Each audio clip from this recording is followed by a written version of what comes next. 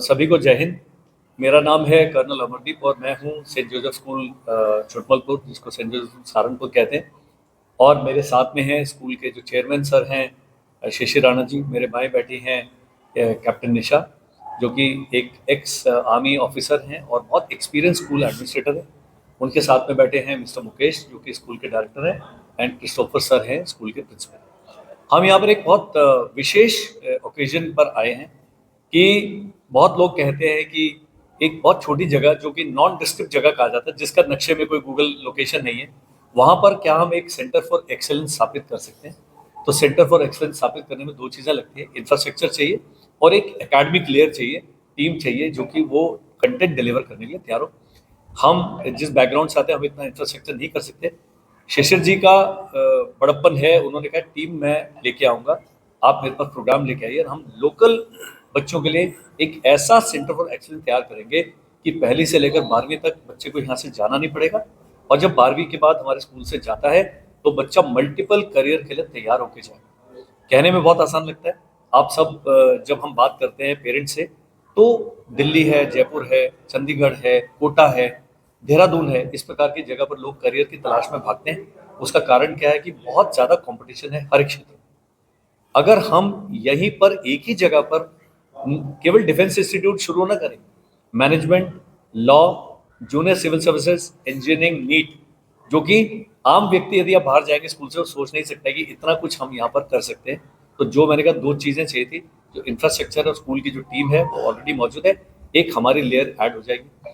Captain निशा madam आई है, तो ये सर का बहुत अच्छा, शेषर जी का प्रोग्राम चल रहा है न्यू सैनिक स्कूल बनाने का। होता क्या, बच्चे आजकल बहुत भटकते हैं, पेरेंट्स भटकते हैं, उनको सही गाइडेंस नहीं मिलती है। तो हम यहाँ पर जो कार्यक्रम करेंगे, हम 9th ऑनवर्ड्स कम से कम 7 डिफरेंट डोमेन्स में बच्चों को ऑप्शन देंगे। सभी की तैयारी नहीं कर सकता, नीट के साथ सीयूटी की तैयारी कर सकता है, जूनियर सिविल सर्विसेज की तैयारी कर सकता है, इंजीनियरिंग के साथ एनडीए की तैयारी कर सकता है। तो एक एग्जाम के बदले 2 या 3 अगर ऑप्शन देंगे, उसी पैसे में तो वैल्यू फॉर मनी मिलेगा। दूसरा, हम चाहते हैं कि देश के सभी भागों से लोग यहाँ आए, जिससे इस संस्था को जो फाइनेंशियल अपग्रेड मिलना चाहिए वो मिलेगा।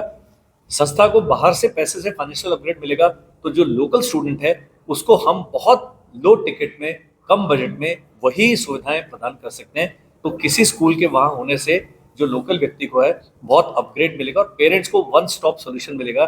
एक जगह पर आएंगे तो सारे करियर ऑप्शंस आपको एक जगह पर, सही गाइडेंस और ट्रांसपेरेंट एक कंडक्ट मिलेगा। इसकी ब्रांचेस कहाँ जी, पहला शुरुआत है? जी, मैं जो मेरा परिचय है, मैं एक एकेडमी मेरी चलाता हूँ, the winning edge defence academy, इसको वेदा कहते हैं। वेदा गुरुकुल का ये पहला ब्रांच है। आगे मैंने बताया शिशिर जी को कि हम 3 साल 4 साल में 2, 3, 4 जितनी जगह सेंटर फॉर एक्सेलेंस, उससे फायदा क्या है, लोकल बच्चे को बाहर नहीं भागना पड़ता। आप कहीं भी बाहर जाएंगे, 2 लाख रुपए साल के आप हॉस्टल के और बाकी एडमिनिस्ट्रेशन के ऐड करिए, और उसमें भी आपकी देखरेख में बच्चा नहीं है, उसके बिगड़ने के चांसेस घर से बाहर रह के बहुत बढ़ जाते हैं। क्योंकि 15 से 18 साल की एज जो है काफ़ी सेंसिटिव एज है। उस स्थिति को देखते हुए यहाँ पर इस इलाके में ये जो स्कूल है स्टैंड आउट करेगा विद इन 1 ईयर। रिजल्ट है, आप देखेंगे, अपने आप वो आएंगे। अब क्या है, अपग्रेडेशन कैसे करेंगे, हम पहले इसी में कैपेसिटी को बिल्ड करेंगे। शेषर जी से बात हुई कि सर जैसे जैसे स्टूडेंट बढ़ते जाएंगे, हॉरिजॉन्टल एक्सपेंशन, वर्टिकल एक्सपेंशन, दोनों के पास स्कोप है।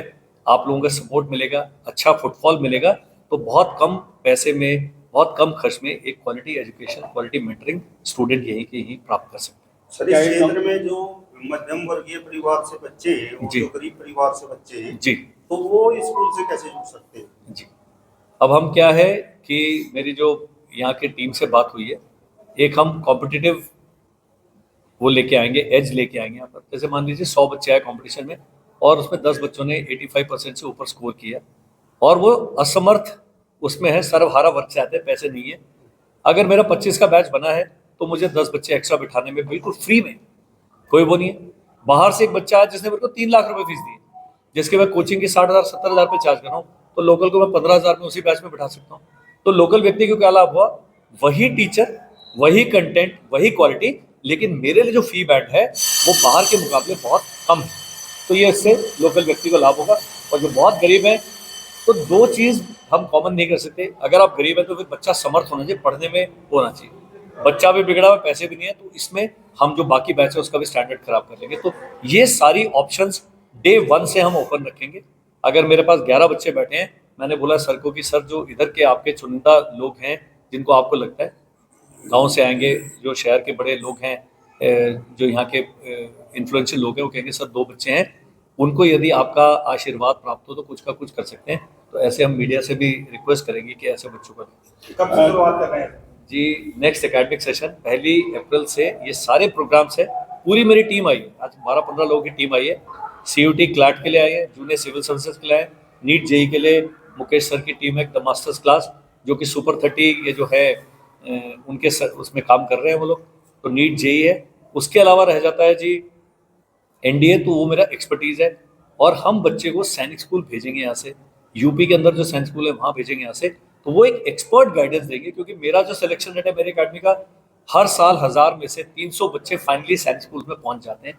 30% रेट आई डोंट थिंक, पास सभी कर लेते हैं, लेकिन मेरिट में आना बहुत मुश्किल है जी। और यूपी सैनिक स्कूल की फीस बहुत कम है, तो जहाँ सैनिक स्कूल 2 लाख रुपए ले रहा है, यूपी सैनिक स्कूल 50,000 सर, एक सवाल में। आता है कि देहरादून, दिल्ली और चंडीगढ़ का बेहतर विकल्प कैसे हो सकते हैं कम बजट में? छुट्टालीपुर की हम बात करें, इस क्षेत्र की हम बात करें। देखिए, मैं बहुत एक सिंपल तरीका बताता हूँ कि देहरादून में मेरे पास जो टीचर्स हैं वो सारे ही कॉम्पिटिटिव एग्जाम में क्वालिफाइड हैं, कॉम्पिटिटिव एग्जाम की तैयारी कर रहे हैं, बहुत अच्छे क्वालिटी के हैं। हम उन्हें एक प्लेटफॉर्म दे सकते हैं। उनकी डिमांड्स बहुत ज़्यादा नहीं है, उनको स्टेबिलिटी चाहिए। जो स्कूल का मैनेजमेंट है उनका, पूरी जो टीचर्स की टीम है, हम यहाँ पर रेजिडेंशियल टीम रखेंगे, उनको स्कूल के प्रोग्राम में और कोचिंग प्रोग्राम में इस प्रकार इंटीग्रेट करेंगे कि उनकी जो फाइनेंशियल नीड्स है 2000 मेट, उनकी जो एस्पिरेशंस है, ग्रोथ है, वो यहीं के यहीं पर हो जाए। अब आता है जी चंडीगढ़ में ऐसा क्या है, जो साफ हवा वहाँ है वो साफ हवा यहाँ भी है, जो एक कर्नल साहब वहाँ है वो एक कर्नल साहब यहाँ है, या कर्नल साहब के साथ कैप्टन साहब बैठे हैं जो पिछले 12 साल से केवल सैनिक स्कूल्स का और इनका एडमिनिस्ट्रेशन कर रहे हैं। बच्चों का जो व्यक्तित्व का विकास है उस पर हम ध्यान देंगे, ताकि हमारे बच्चे को कोचिंग लेने के लिए 50 किलोमीटर दूर भी ना जाना पड़े, क्योंकि एवरी 50 किलोमीटर में 10,000 रुपये का फर्क पड़ता है।